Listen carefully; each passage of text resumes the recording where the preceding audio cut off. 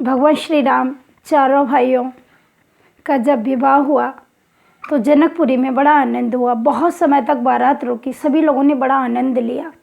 और उसके बाद जब प्रभु श्री राम जाने लगे तो सभी बेचैन हुए। सखियां भगवान श्री राम से बड़ा विनोद करती हैं।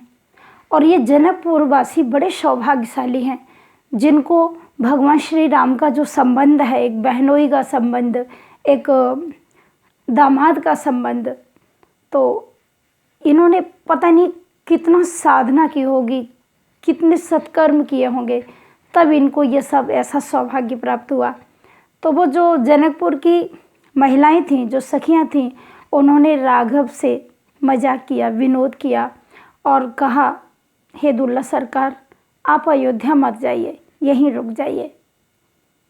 राम जी ने कहा, हमें अयोध्या जाना है, अयोध्या तो हम जाएंगे। तो सखियों ने विनोद किया राम जी से, बोले यदि आप अयोध्या जाएंगे तो भूखों मर जाएंगे, वहाँ कुछ खाने को नहीं मिलेगा, इसलिए आप यही रुक जाइए ना।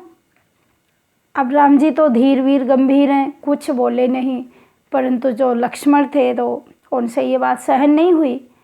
तो लक्ष्मण जी ने कहा, क्या बोलती हो तुम, हमारे अवध में कुछ खाने के लिए नहीं है, तुम्हें कुछ नहीं पता। जहाँ पर सोने की बारातों में और बड़े बड़े 56 भोग रोज़ाना दास दासियाँ सबको भेंट करते हैं, और तुम कहती हो कि वहाँ पर कुछ खाने को नहीं है। सखियों ने कहा, अवश्य होगा हे छोटे सरकार, मैं खाने की बात नहीं करती हूँ, परंतु जो आपको जनकपुर में खाने को मिलेगा वो आपको अवध में नहीं मिलेगा। तो लक्ष्मण जी ने कहा, ऐसा क्या है तुम्हारी जनकपुरी में जो हमारी अयोध्या में नहीं मिलेगा। सखियों ने बड़ा सुंदर विनोद किया और सखियों ने कहा, हाँ, आपको अवध में वो नहीं मिलेगा जो आपको मिथिला में मिलेगा, इसलिए हम कहते हैं आप रुक जाइए, मत जाइए, हम लोगों को भी आनंद मिलेगा और आपका दर्शन होता रहेगा। हमारा मन आपके चरणों में उलझ गया है, आप जाओगे तो आपका विरह हम कैसे सहेंगे। तो जब सभी मिथिलानियाँ इस प्रकार से बोलें, लक्ष्मण जी ने कहा कि पहले ये बताओ कि अयोध्या में क्या नहीं मिलेगा खाने को और जनकपुर में क्या मिलेगा। अरे महाराज, जनक की नगरी की महिमा है, परंतु जो चक्रवर्ती सम्राट दशरथ हैं हमारे पिताश्री, अवध की महिमा कम नहीं है। भगवान श्री राम ने स्वयं भी कहा है कि अवधपुरी संप्रिय नहीं सोऊ, यह प्रसंग जाने को जन्मभूमम पुरी स्वावन उत्तर दिश सरयू पावन। तो सखियों ने विनोद किया और कहा कि आपको पता है, आपको 56 भोग मिल सकता है, आपको सब कुछ अच्छा खाने को मिल सकता है, परंतु मिथिला में आपको जो खाने को मिलेगा वो अयोध्या में नहीं मिलेगा। बोले वो क्या है। सखियों ने कहा कि मिथिला में आपको गालियाँ मिलती हैं खाने को, क्या अयोध्यावासी भी आपको देते हैं गालियाँ। लक्ष्मण जी ने सखियों से कहा, कैसी हो तुम, हम लोग गालियाँ खाने के लिए यहाँ रुकेंगे। हाँ, सखियों ने कहा, तुम्हें नहीं पता, यहाँ पर जो आपकी सालियाँ हैं, सरहज हैं, ये आपको गालियाँ ही तो देंगी, इसलिए हम लोग कितने सौभाग्यशाली हैं, आप रुक जाइए ना यहीं पर। बड़ा सुंदर भाव एक लाइन की पंक्ति में सुनाती हूँ।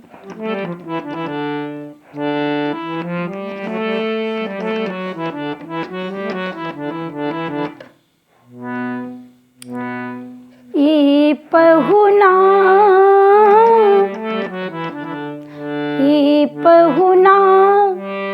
यही मिथिले में रहुना, हे पहुना यही मिथिले में रहुना, हे पहुना यही मिथिले में रहुना।